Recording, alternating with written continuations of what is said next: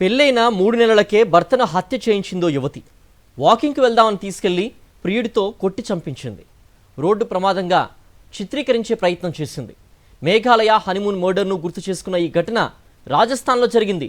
శ్రీగంగానగర్కు చెందిన ఆశిష్కు 3 నెలల కిందట అంజుతో వివాహమైంది. అయితే కొద్ది రోజులకే వీరి మధ్య మనస్పర్ధలొచ్చాయి. అయితే జనవరి 30వ తేదీ రాత్రి 9 గంటల సమయంలో వీరిద్దరూ రోడ్డుపై ఆపస్మారక స్థితిలో పడి ఉండగా అటువైపు వెళ్తున్న కొందరు స్థానిక ఆసుపత్రికి తరలించారు. అప్పటికే ఆశిష్ ప్రాణాలు కోల్పోయినట్లు వైద్యులు ధృవీకరించారు. గుర్తు తెలియని వాహనం తమను ఢీకొట్టిందని, ఆ తర్వాత అందులోంచి కొందరు వ్యక్తులు దిగి తనను బెదిరించి నగలు దోచుకెళ్లినట్లుగా అంజు విచారణలో వెల్లడించింది.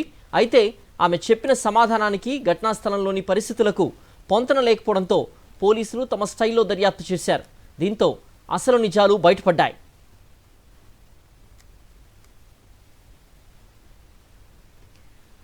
అంజు పెళ్లికి ముందే తన ఇంటి సమీపంలో నివసించే సంజు అనే వ్యక్తిని ప్రేమించినట్లు పోలీసులు దర్యాప్తులో గుర్తించారు. వివాహం తర్వాత కూడా అతడితో ఫోన్లో టచ్లో ఉన్నట్లు తెలిపారు. పుట్టింటికి వెళ్లిన సమయంలో బాయ్ ఫ్రెండ్ను కలిసిన ఆమె భర్త హత్యకు కుట్ర పన్నినట్లుగా పేర్కొన్నారు. నిందితులను పోలీసులు అరెస్ట్ చేశారు.